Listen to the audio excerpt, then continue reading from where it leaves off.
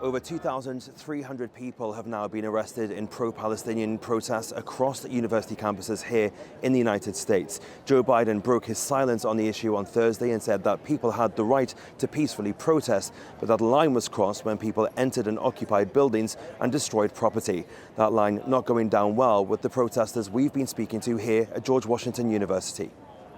I think it's interesting that a country that is helping to facilitate an illegal military occupation of Palestinian land is now calling out protesters for also occupying land at college campuses where they pay tuition. I think the irony is not lost on anyone.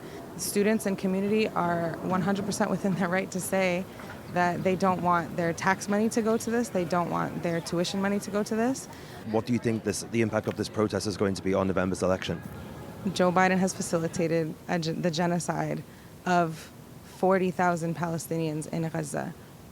You cannot get worse than a genocide. There's no comparison, there's no saying, well, Trump is going to be worse. There has to be a line, there has to be, if we have any type of morality to stand on, genocide has to be the line. There cannot be a lesser of two evils when it comes to genocide, and I think that's what the Democrats are trying to paint. I want to ask you about the accusations of anti-Semitism on university campuses. How do you feel about seeing that kind of rhetoric coming from the administration and from other rights groups as well when you are here protesting for your cause? It's a tactic used by a lot of these Zionist lobbies to conflate anti-Semitism with anti-Zionism. Zionism is a political ideology that believes in upholding an occupation. It's not an anti-Semitic movement. It is a liberation movement. This is a movement against an occupation, against a siege, against an apartheid system.